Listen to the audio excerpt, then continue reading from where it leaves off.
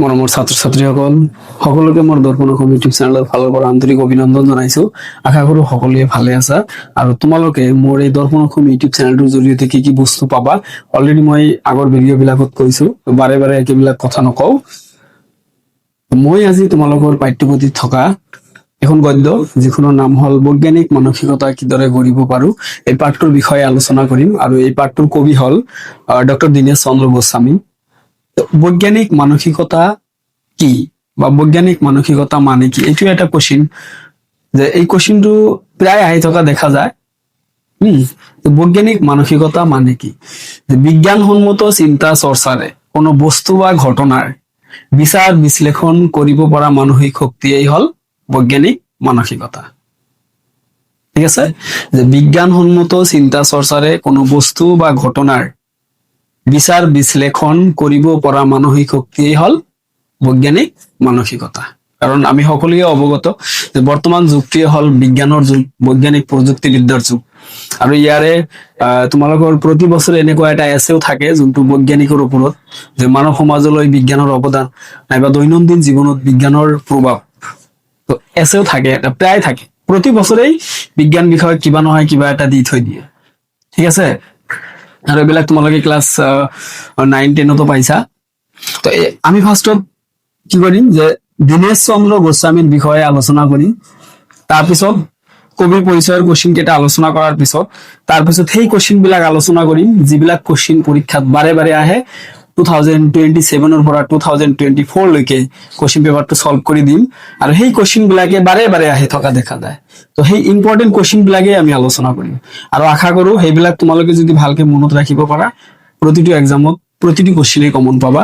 আৰু তোমালোকৰ অলৰেডি পৰীক্ষাৰ ৰুটিনটো দিছে, এই পৰীক্ষা ফেব্ৰুৱাৰীত হবই 11 তাৰিখৰ পৰা।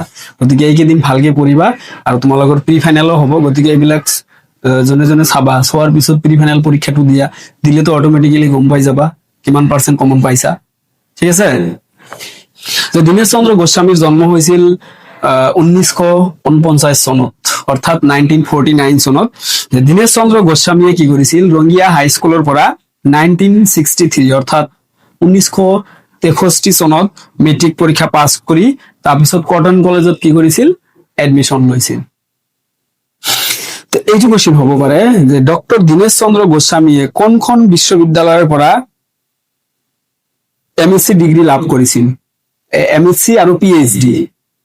ঠিক আছে, যে ডক্টৰ দীনেশ চন্দ্ৰ গোস্বামীয়ে কোনখন বিশ্ববিদ্যালয়ৰ পৰা MSc আৰু বা স্নাতকোত্তৰ আৰু PhD ডিগ্ৰী লাভ কৰিছিল, কোনখন, গুৱাহাটী বিশ্ববিদ্যালয়। কিহত, ফিজিক্সত অৰ্থাৎ পদাৰ্থ বিজ্ঞানত। ঠিক আছে, যদি আহে ডাইৰেক্ট ডক্টৰ দীনেশ চন্দ্ৰ গোস্বামীয়ে কি বিষয়ত স্নাতকোত্তৰ ডিগ্ৰী লাভ কৰিছিল, ফিজিক্স অৰ্থাৎ পদাৰ্থ বিজ্ঞানত। তাৰপিছত আহিল যে দীনেশ চন্দ্ৰ গোস্বামীৰ কৰ্মজীৱনৰ পাতনি মেলিছিল কিহেৰে বা কোনখন কলেজত, বি বৰুৱা, গুৱাহাটী বি বৰুৱা কলেজত। দীনেশ চন্দ্ৰ গোস্বামীয়ে গুৱাহাটী বি বৰুৱা কলেজত কৰ্মজীৱনৰ আৰম্ভণি বা পাতনি মেলিছিল। তাৰপিছত যদি আহে যে ডক্টৰ দীনেশ চন্দ্ৰ গোস্বামীৰ এখন বা দুখন বিজ্ঞান বিষয়ক গ্ৰন্থৰ নাম লিখিবা।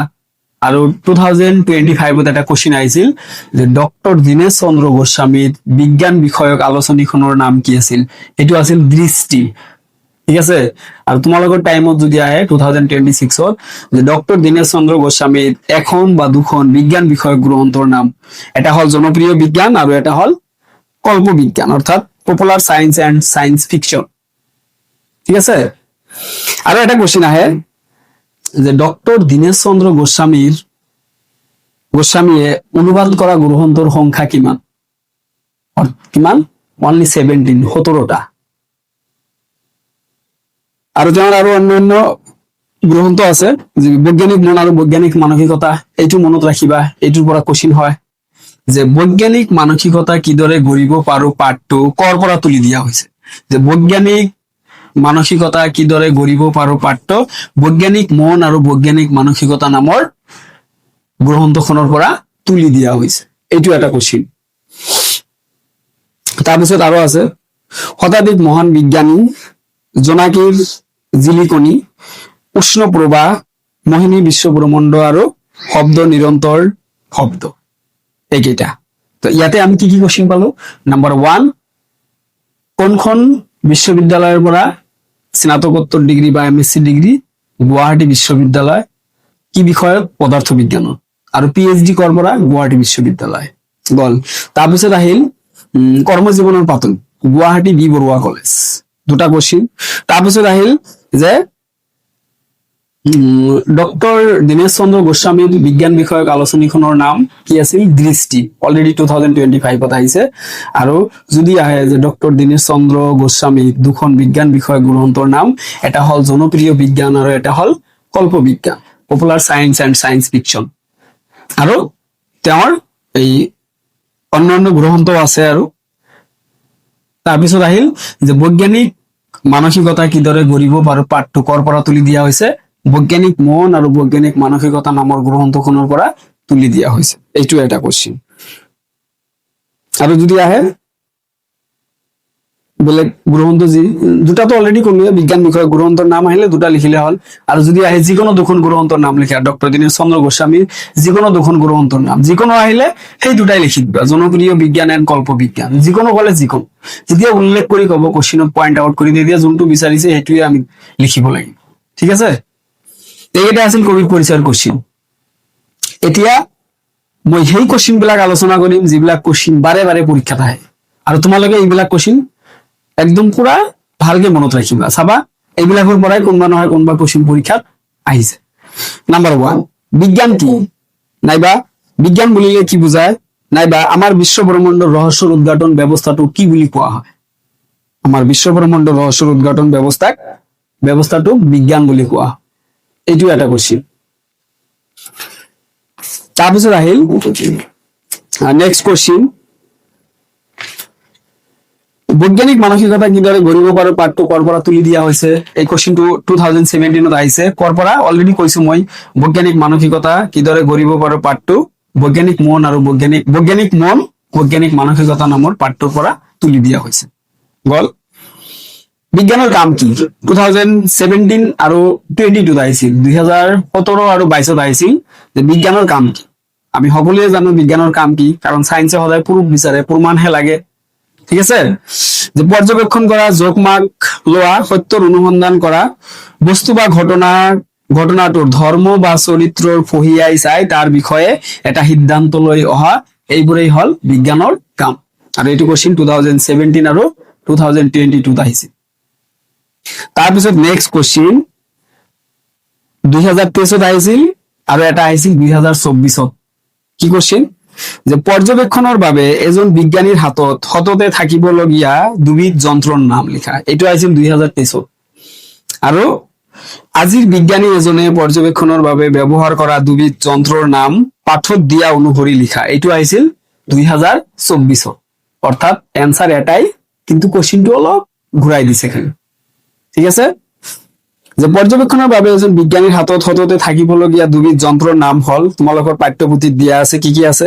এক্স ৰশ্মিৰ দূৰবীন, দুবিধ কৈছে, মই 4টা মান দি দিছো, গতিকে তোমালোকৰ এই 4টাৰ পৰা যিকোনো দুটা মনত থাকিলেই হল, সেইকাৰণে অলপ বেছিকৈ দিছো। এক্স ৰশ্মিৰ দূৰবীন, অনুবীক্ষণ যন্ত্ৰ, লেজাৰ ৰশ্মি, আৰু এটা হল অপটিকেল ফাইবাৰ। এই 4টা দিছো, ইয়াৰ পৰা দুটা মনত ৰাখিবা। 23ত আহিছে আৰু 24ত আহিছে। তাৰপিছত আহিল 2020ত আহিছে কোশ্চিনটো, বিজ্ঞানৰ মানৱ জাতিলৈ বহু বেছি মূল্যৱান অৱদান কি কি? যে বিজ্ঞানৰ মানৱ জাতিলৈ বহু বেছি মূল্যৱান অৱদান হল বৈজ্ঞানিক মনোভাৱ, বৈজ্ঞানিক চিন্তাধাৰা আৰু বৈজ্ঞানিক পদ্ধতি। বৈজ্ঞানিক চিন্তাধাৰা, বৈজ্ঞানিক মনোভাৱ আৰু বৈজ্ঞানিক পদ্ধতি। এইটো কোশ্চিন 2020ত আহিছে। ইম্পৰ্টেন্ট কোশ্চিন কিন্তু হা, যিবিলাক কোশ্চিন কম সেইবিলাকে ইম্পৰ্টেন্ট বেছি, বাৰে বাৰে এইবিলাকে আহে। 1 and 2 মাৰ্কৰ কোশ্চিন, আৰু লাষ্টত মই দীঘল কোশ্চিন বিলাক ডাইৰেক্ট কৈ। ঠিক আছে? বসন্ত ৰোগ হোৱাৰ বিজ্ঞানসন্মত কাৰণ কি? এইটো এটা কোশ্চিন। এইটো 2018 আৰু 2022ত আহিছিল, মানে 18 আৰু 22ত আহিছিল। যে আই বা বসন্ত ৰোগ একদিক অতি ক্ষুদ্ৰ ভাইৰাস বা বীজাণুৰ দ্বাৰা সৃষ্টি হোৱা ৰোগ। অৰ্থাৎ যে বসন্ত ৰোগ হোৱাৰ বিজ্ঞানসন্মত কাৰণ ডাইৰেক্টলি লিখি দিবা, ক্ষুদ্ৰ ভাইৰাস বা বীজাণুৰ দ্বাৰা হোৱা এবিধ বেমাৰ হে বা ৰোগ। ঠিক আছে? তাৰপিছত কোশ্চিন, পদাৰ্থৰ কণা তৰক কাক বোলে? 2018ত আহিছে, 2020 আহিছে আৰু 2025 আহিছে এইটো কোশ্চিন। এনসাৰটো হল যে পদাৰ্থৰ ক্ষুদ্ৰতম কণাসমূহৰ বেগ ক্ৰমে বঢ়াই দিয়া যন্ত্ৰ বিশেষক পদাৰ্থৰ কণা ত্বৰক বুলি কোৱা হয়। আৰু 2019, 24 আৰু 25 আহিছে যে বসন্ত ৰোগ প্ৰধানকৈ কোন গৰাকী দেৱীৰ ৰোগত হোৱা বুলি মানুহে বিশ্বাস কৰিছিল। যে বসন্ত ৰোগ প্ৰধানকৈ কোন গৰাকী দেৱী? শীতলা দেৱী। ঠিক আছে, শীতলা দেৱী লিখিলেই 1 নম্বৰ। 2019 আহিছিল এইটো কোশ্চিন, বৈজ্ঞানিক মানসিকতা কাক বোলায়? অলৰেডি কৈছো মই যে বিজ্ঞানসন্মত চিন্তা চৰ্চাৰে কোনো বস্তু বা ঘটনা বিচাৰ বিশ্লেষণ কৰিব পৰা মানসিক শক্তিয়েই হল বৈজ্ঞানিক মানসিকতা। আৰু এটি কোন চনত আহিছিল? 2019। একেবাৰে মই কৈছো 2017 পৰা 2024 লৈকে সলভ কৰা হ'ব। আৰু কোনটো কোশ্চিন কোন চনত আহিছে একেবাৰে কৈ আছো কিন্তু হা, গতিকে ভালকে বস্তুবিলাক চাবা আৰু এইবিলাকৰ পৰাই কমন পাবা। ঠিক আছে, শীতলা দেৱীৰ ৰোগত কোনবিধ ৰোগ হোৱা বুলি মানুহে বিশ্বাস কৰিছিল? 2023 আহিছিল এইটো কোশ্চিন। কি যে শীতলা দেৱীৰ ৰোগত হোৱা বসন্ত ৰোগ। চোৱা এবাৰ এটা কোশ্চিন আহিছিল ইয়াতে যে বসন্ত ৰোগ প্ৰধানকৈ কোন গৰাকী দেৱীৰ ৰোগত হোৱা বুলি মানুহে বিশ্বাস কৰিছিল? 19, 24 আৰু 25 আহিছিল। সেইটোৰ এনসাৰটো আছিল শীতলা দেৱী। এইবাৰ কোশ্চিনটোৱে আগৰ এনসাৰটোৱে দিয়ে কোশ্চিন বনাই দিছে কেনেকৈ যে শীতলা দেৱীৰ ৰোগত কোনবিধ ৰোগ হোৱা বুলি মানুহে বিশ্বাস কৰিছিল। এইটো আহিছিল 2023। কি ৰোগ? বসন্ত ৰোগ। ঠিক আছে, বুজি পাই আছা? আৰু আমি সকলোৱে জানো বৰ্তমান যুগটোক কি যুগ বুলি কোৱা হয়? বৈজ্ঞানিক প্ৰযুক্তিবিদ্যাৰ যুগ বা বিজ্ঞানৰ যুগ। তাৰপিছত উপকল্প আৰু আকৰ গছ দুটা শব্দৰ অৰ্থ আছে, দুটাই পঢ়িবা। উপকল্প শব্দ অৰ্থ হল উপবিধি নিয়মৰ লেখিয়া, আৰু এইটো শব্দৰ অৰ্থ 2020 আৰু 22 আহিছিল। আৰু আকৰ গছ মানে যি কথা বা কামত নিজৰ মতৰ পৰা কোনো পদেই আঁতৰি নাযায়। দুটা শব্দৰ অৰ্থ দুটাই পঢ়িবা, গতিকে দুটাই ইম্পৰ্টেন্ট। এটাতো আহিছে অলৰেডি 20 আৰু 22, আৰু এটা বাকী আছে, আহিবও পাৰে। ঠিক আছে, আৰু শব্দৰ অৰ্থ এটাহে দিয়ে। তোমালোকৰ 1 মাৰ্কৰ 7টা লিখিব লাগিব, তাতে দিয়া থাকিব 9টা, তাৰে চাবা এটা হয়তো শব্দৰ অৰ্থ থাকিব। আৰু 2 মাৰ্কৰো সেম, 7টা লিখিব লাগে, 9টা দিয়ে, তাৰে চাবা এটা কোশ্চিন হয়তো শব্দৰ অৰ্থ থাকিব, অৰ্থাৎ 2 মাৰ্কস, দুটা শব্দৰ অৰ্থ নিব। ঠিক আছে, গতিকে এক্সেস কোশ্চিন, প্ৰতিটো কোশ্চিনৰে এক্সেস থাকে। 4 মাৰ্কৰ লিখিব লাগিব, এটা দিব 3টা, 5 মাৰ্কৰ লিখিব লাগিব, 2টা দিব 4টা, তাৰে পৰা যিকোনো দুটাহে লিখিব লাগে। ঠিক আছে, এক্সেস থাকিবই প্ৰতিটো কোশ্চিনৰ, ইমান টেনশন কৰিব লাগে একো নাই। মুঠৰ ওপৰত এইকেইদিন ভালকে পঢ়া, টাইমটো নাই। এইকেইদিন যিমান পঢ়িবা সিমানে পাৰ্চেন্টেজ বাঢ়িব, আৰু যদি নপঢ়া দেন সিমানে পাৰ্চেন্টেজ ডিক্ৰিজ হ'ব, ইনক্ৰিজটো নহব। তাৰপিছত আহিল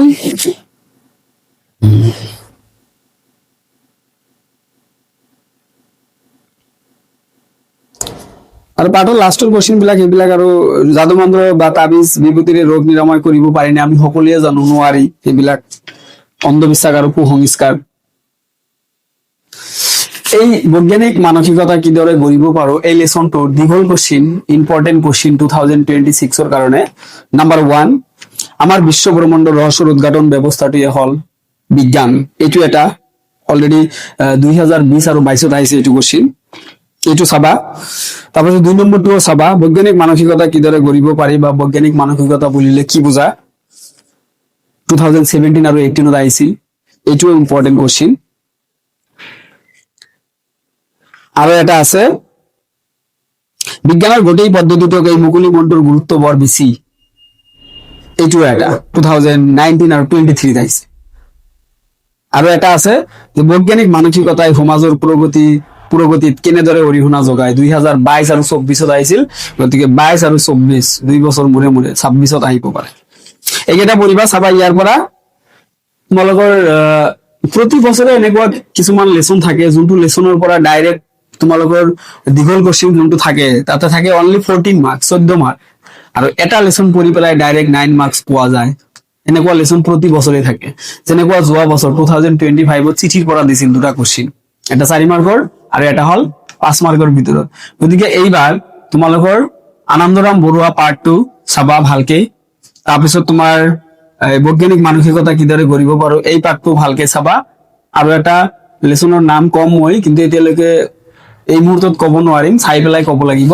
গতিকে এই দুটা লেচন ভালকে পঢ়িবা, কাৰণ এই দুটাৰ পৰা চাবা কোনোবা এটা লেচনৰ পৰা হয়তো 9 মাৰ্কস পাবা 14ৰ ভিতৰত, ঠিক আছে?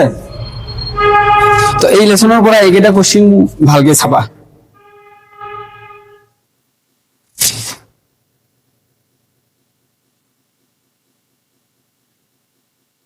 প্ৰকৃতিক বিজ্ঞানীৰ কাম কেনে হোৱা উচিত এইবিলাক নালাগে। যিয়ে নহওক, আশা কৰো সকলোৱে লেচনটো ভালকে বুজি পাইছা। আৰু বাকী যিখিনি নোটছ আছে লেচনটোৰ, সেইখিনি মই একচুৱেলি ডিজিটেল বৰ্ডত দিলে ডিষ্টেন্সটো বেছি হয়, PDF ফাইল অপেন কৰিলে তোমাৰ হেণ্ডৰাইটিং বিলাক PDFতো অলপ সৰু সাইজ থাকে, তোমালোকৰে প্ৰব্লেম হয়। গতিকে সেইখিনি মই স্ক্ৰীন ৰেকৰ্ডিঙত দি দিম, এইটোৰ লগত এড কৰি নোটছখিনি। আশা কৰো সকলোৱে লেচনটো ভালকে বুজি পাইছা। আৰু এই লেচনটোত যিবিলাক কোশ্চিন মই আলোচনা কৰিছো, সেই কোশ্চিন বিলাক ভালকে পঢ়া, গোটেইবিলাক কোশ্চিন কমন পাবা, ঠিক আছে? তো সকলোৱে মোৰ এই দৰ্পণ অসম ইউটিউব চেনেলখন ছাবস্ক্ৰাইব কৰিবা, লগতে নিজৰ বন্ধু বান্ধৱী বিলাকৰ লগত শ্বেয়াৰ কৰিবলৈ পাহৰি নাযাবা। থেংক ইউ ষ্টুডেণ্টছ, পঢ়িবা এইকেইদিন ভালকে। এতিয়া চোৱা নোটছ বিলাক চাই যোৱা। নোটছ বিলাক অলৰেডি 1 আৰু 2 মাৰ্কৰ তো ডাইৰেক্ট কোশ্চিন এনসাৰ কৰিয়ে দিছো, তথাপিও মই এবাৰ দেখাই দিম, কাৰণ ষ্টুডেন্ট লাইফত প্ৰব্লেম এটাই, স্যাৰ পঢ়ো স্যাৰ মনত নাথাকে স্যার, হয় নে নহয়? গতিকে তথাপিও দেখাই দিম, চাই ল'বা আৰু যাৰ যাৰ লাগে লিখি ল'ব পাৰিবা, ঠিক আছে? Thank you students. বলা মই এতিয়া নোটছবিলাক তোমালোকক দেখাই দিওঁ, কোনটো কোশ্চিন কোন চনত আহিছে, কোশ্চিনটো কিমান বাৰ আহিছে। অলৰেডি এইবিলাক আলোচনা কৰিছোঁ, কভিড পৰিচয়ৰ কোশ্চিনকেইটাও আলোচনা কৰা হৈ গৈছে। তথাপিও এটা দুটা কথা ক'বই লাগিব, যে যদি আহে যে ডক্টৰ দীনেশ চন্দ্ৰ গোস্বামীয়ে কোন বিশ্ববিদ্যালয়ৰ পৰা স্নাতকোত্তৰ ডিগ্ৰী, গুৱাহাটী বিশ্ববিদ্যালয়, কি বিষয়ত যদি আহে কি লিখিবা, পদাৰ্থ বিজ্ঞানত অৰ্থাৎ ফিজিক্সত। এবাৰ দীনেশ চন্দ্ৰ গোস্বামী কৰ্মজীবনেৰ পাতনি কোন কলেজত মিলিছিল, আৰম্ভণি কৰিছিল, বা কিহেৰে আৰম্ভণি কৰিছিল, শিক্ষকতাৰে, কোন কলেজ, গুৱাহাটী বি বৰুৱা। তাৰপিছত আহিল যে ডক্টৰ দীনেশ চন্দ্ৰ গোস্বামীৰ বিজ্ঞান বিষয়ক আলোচনীখনৰ নাম কি আছিল, যদি আহে পৰীক্ষাত সেইটো আছিল দৃষ্টি, অলৰেডি 2025ত আহিছে। আৰু যদি আহে যে ডক্টৰ দীনেশ চন্দ্ৰ গোস্বামীৰ যিকোনো দুখন গ্ৰন্থৰ নাম, এটা হ'ল জনপ্ৰিয় বিজ্ঞান পপুলাৰ সায়েন্স, আৰু এটা হ'ল সায়েন্স ফিকশন অৰ্থাৎ কল্প বিজ্ঞান। যদি আহে যে বৈজ্ঞানিক মানসিকতা কিদৰে কৰিব পাৰোঁ, পাঠটো কৰ পৰা তুলি দিয়া হৈছে, বৈজ্ঞানিক মন বৈজ্ঞানিক মানসিকতা নামৰ পাঠটো পৰা তুলি দিয়া হৈছে। নাইবা ডক্টৰ দীনেশ চন্দ্ৰ গোস্বামীৰ অনুবাদ কৰা গ্ৰন্থৰ সংখ্যা কিমান, এইটোও আহিব পাৰে, কিমানটা, 17টা। আৰু যদি আহে যে শব্দ নিৰন্তৰ শব্দ, গ্ৰন্থখনৰ ৰচক কোন বা লিখক কোন, ডক্টৰ দীনেশ চন্দ্ৰ গোস্বামী, ঠিক আছে? এতিয়া চোৱা কোনটো কোশ্চিন কোন চনত আহিছে। বিজ্ঞান কি অথবা বিজ্ঞান বুলিলে কি বুজায়, আমাৰ বিশ্ব ব্ৰহ্মাণ্ড ৰহস্যৰ উদ্ঘাটন ব্যৱস্থাটোক কি বুলি কোৱা হয়, অৰ্থাৎ আমাৰ বিশ্ব ব্ৰহ্মাণ্ডৰ ৰহস্যৰ উদ্ঘাটন ব্যৱস্থাটোকেই হ'ল বিজ্ঞান। আৰু এইটো 2025ত আহিছে, অলৰেডি কৈছোঁ মই।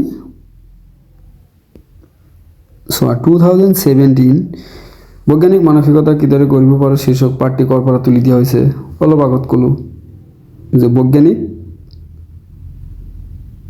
মন বৈজ্ঞানিক মানসিকতা নামৰ পাঠটোৰ পৰা তুলি দিয়া হৈছে। 2017 আৰু 22ত দিছে কোশ্চিনটো, যে কি কোশ্চিন, যে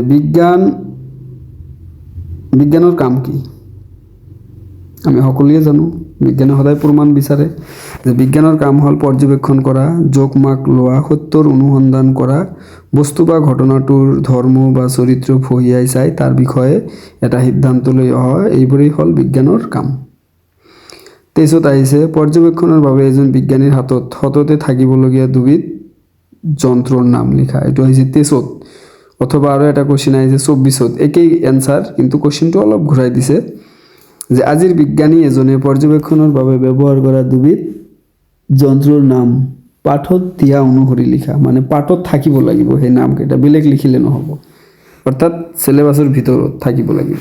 কিতাপৰ ভিতৰত কি আছে চোৱা, কি আছিল, এক্স ৰশ্মিৰ দূৰবীন, অনুবীক্ষণ যন্ত্ৰ, লেজাৰ ৰশ্মি, অপটিকেল ফাইবাৰ আদি। তাৰপিছত 2020ত আহিছে যে বিজ্ঞানৰ মানৱ জাতিলৈ বহু বেছি মূল্যৱান অৱদান কি, প্ৰায় আহি থাকে কোশ্চিনটো, যে বিজ্ঞানৰ মানৱ জাতিলৈ বহু বেছি মূল্যৱান অৱদান হ'ল বৈজ্ঞানিক চিন্তাধাৰা, বৈজ্ঞানিক মনোভাৱ আৰু বৈজ্ঞানিক পদ্ধতি, এইকেইটাই আছিল। আৰু এইখিনি লিখিলেই 2 নম্বৰ। তাৰপিছত আহিছে যে বসন্ত ৰোগ হোৱাৰ বিজ্ঞানসন্মত কাৰণ কি? 2018 আৰু 22 আহিছিল যে বসন্ত ৰোগ হোৱাৰ বিজ্ঞানসন্মত কাৰণ অতি ক্ষুদ্ৰ ভাইৰাছ বা বীজাণুৰ দ্বাৰা সৃষ্টি হোৱা ৰোগহে। তাৰপিছত নেক্সট পদাৰ্থৰ কণাতৰক কাক বোলে? চ' 18, 20 আৰু 25 আহিছে যে পদাৰ্থৰ ক্ষুদ্ৰতম কণাসমূহৰ বেগ ক্ৰমে বঢ়াই দিয়া যন্ত্ৰৰ বিশেষক পদাৰ্থৰ কণাতৰক বুলি কোৱা হয়। 2 নম্বৰী কোশ্চিন। বসন্ত ৰোগ প্ৰধানকৈ কোনগৰাকী দেৱীৰ ৰোগত হোৱা বুলি মানুহে বিশ্বাস কৰে? 2019, 20 আৰু 25 আহিছে। এইটো শীতলা দেৱী, 1 মাৰ্কৰ কোশ্চিন এইটো। তাৰপিছত আহিছিল 2019ত বৈজ্ঞানিক মানসিকতা কাক বোলে? তোমালোকৰ টাইমত কিন্তু আহিব পাৰে যে বৈজ্ঞানিক মানসিকতা বুলিলে কি বুজা বা বৈজ্ঞানিক মানসিকতা কাক বোলে বহলাই আলোচনা কৰা। 4 বা 5 মাৰ্কৰ কোশ্চিন, ঠিক আছে। মোটৰ ওপৰত এইটোৰ পৰা দীঘল কোশ্চিন এটা থাকিব বা দুটাও থাকিব পাৰে, কাৰণ তোমালোকৰ দীঘল কোশ্চিন থাকেই 14 মাৰ্ক গদ্যত, 4 মাৰ্কৰ এটা আৰু 5 মাৰ্কৰ দুটা। 4 মাৰ্কৰ এটা ঠাইত 3টা দিয়া থাকিব, এটা লিখিব লাগিব, আৰু 5 মাৰ্কৰ 4টা দিয়া থাকিব, দুটা লিখিব লাগিব। চোৱা, বিজ্ঞানসন্মত চিন্তা চৰ্চাৰে কোনো বস্তু বা ঘটনাৰ বিচাৰ বিশ্লেষণ কৰিব পৰা মানসিক শক্তি হ'ল বৈজ্ঞানিক মানসিকতা, এইটো।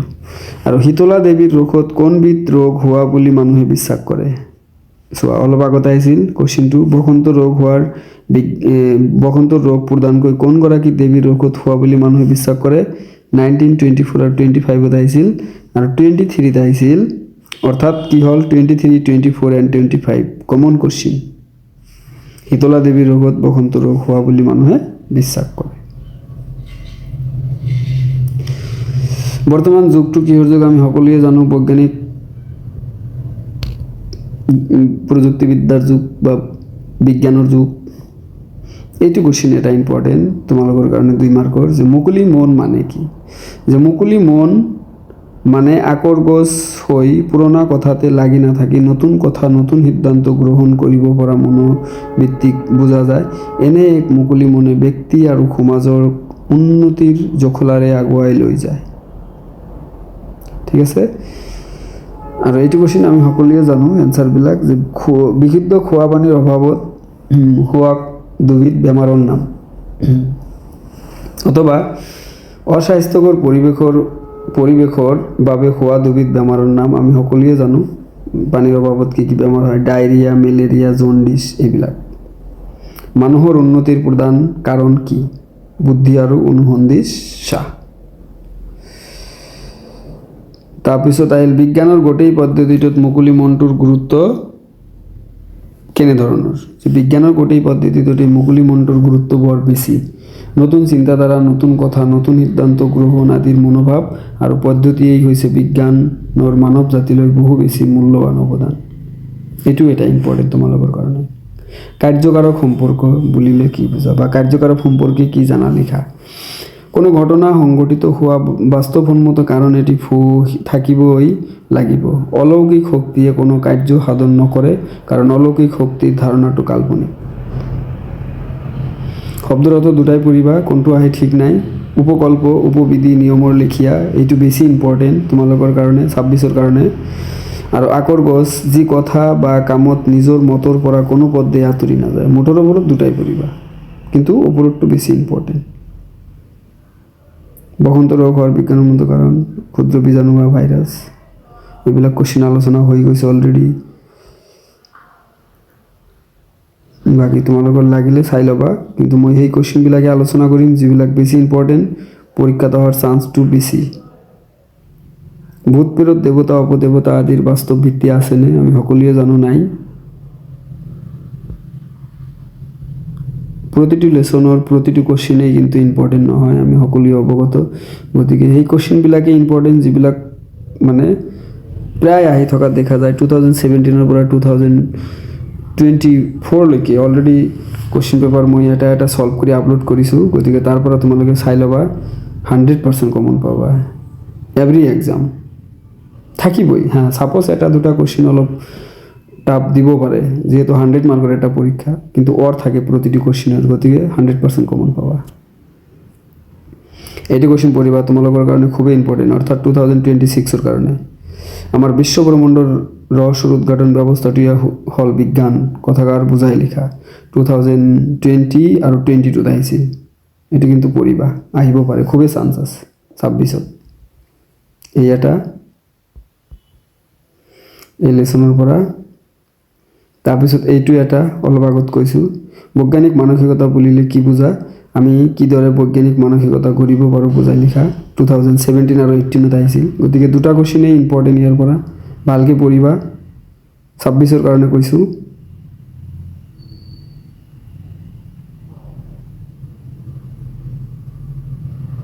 তাৰপিছত বৈজ্ঞানিক মানসিকতাই সমাজৰ প্ৰগতিত কেনেদৰে অৰিহণা যোগায়, গতিকে এইটো লেচনৰ পৰা 4টা দীঘল কোশ্চিন পঢ়িব লাগিব। গতিকে প্ৰতি বছৰে এনেকুৱা কিছুমান লেচন থাকে, এটা লেচনৰ পৰা 10 মাৰ্কছ আহি যায়, 10 বা 13। যেনেকুৱা 2025ত চিঠি নামৰ পাঠটোৰ পৰা 1 মাৰ্কৰ এটা দিছিল, 2 মাৰ্কৰ এটা দিছিল, 4 মাৰ্কৰ এটা, 5 মাৰ্কৰ এটা, অৰ্থাৎ কিমান হ'ল 9 প্লাছ অৰ্থাৎ 12 মাৰ্ক, এটা লেচনৰ পৰা 12 মাৰ্ক। গতিকে এই বছৰৰ কাৰণে তোমালোকে আনন্দৰাম বৰুৱাটো পঢ়িব লাগিব, আৰু এইটো এটা বৈজ্ঞানিক মানসিকতা কিদৰে কৰিব পাৰোঁ, এইটো এটা, আৰু এটা পিছত কম মই চাই পেলাই। এই কিছুমান লেচন এই বছৰৰ কাৰণে ইম্পৰ্টেণ্ট, যিবিলাকৰ পৰা চাবা 10 বা 12 বা 13 মাৰ্কছ থাকিব এটা লেচনৰ পৰা, অৰ্থাৎ দীঘল কোশ্চিন গোটেইকেইটা কমন পৰিব। মানে এটা লেচনৰ পৰা দুটা পৰি গ'ল আৰু এটা যিকোনো এটা, গতিকে বেলেগটো পঢ়ি থাকিবা, তাৰ পৰা এটা কমন পৰিবই।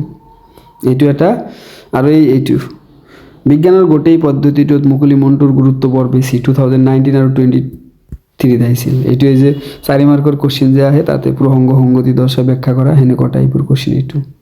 গতিকে এইটো লেচনৰ পৰা 4টা কোশ্চিনেই ইম্পৰ্টেণ্ট, ভালকৈ পঢ়িবা, 4টাই পঢ়িবা। আৰু বেলেগ বেলেগ লেচনত ইমান পঢ়িব নালাগে, এইবিলাক মই কৈ দিম, এটা বা দুটা পঢ়িবা।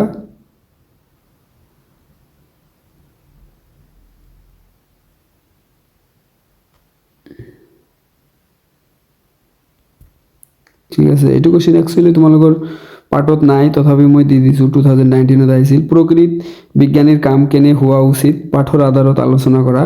এইটো এবাৰ চাবা অলপ, মানে এই লেচনটোৰ পৰা এবাৰ 12 বা 13 মাৰ্কছ আহিব। এটা লেচন পঢ়ি ভালকৈ পঢ়ি পেলাই যদি 10, 12 বা 13 পোৱা, তেতিয়াহ'লে কি লাগে, হয় নহয়? গতিকে চাবা অলপ, আৰু এইটো আহিলে বনাই লিখিব পাৰিবা, বিজ্ঞানৰ কি কাম, বিজ্ঞানে কেনেকুৱা ধৰণৰ কাম কৰে, বৈজ্ঞানিকবিলাকে, আমি সকলোৱে জানো, সেই কথাবিলাকে লিখিব লাগে ধুনীয়াকৈ সজাই।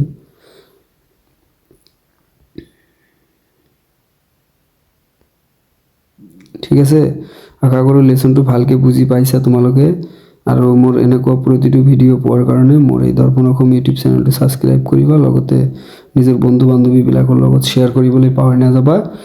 নিজে উপকৃত হোৱা, বেলেগকো উপকাৰ কৰা। ঠিক আছে, থেংক ইউ ষ্টুডেণ্টছ, ভালকৈ পঢ়িবা, এইকেইদিন সোমাই নাই। ঠিক আছে, এইকেইদিন ভালকৈ কৰি ভালকৈ পৰীক্ষা দিয়া, পৰীক্ষা ভাল হ'লে ৰেজাল্ট ভাল হ'ব, আৰু ৰেজাল্টৰ দিনা ভালো লাগিব। তাৰপিছত পৰীক্ষা দিয়াৰ পিছত কিন্তু 3 মাহ বন্ধ পাবা, তেতিয়া যিমান পাৰা ফুৰি থাকা, আড্ডা মাৰি থাকা, মোবাইল টিপি থাকা, তেতিয়া আৰু কোনেও পঢ়িব নকয়, কোনেও গালিও নিদিয়ে পঢ়া শুনাৰ কাৰণে। ঠিক আছে, থেংক ইউ ষ্টুডেণ্টছ।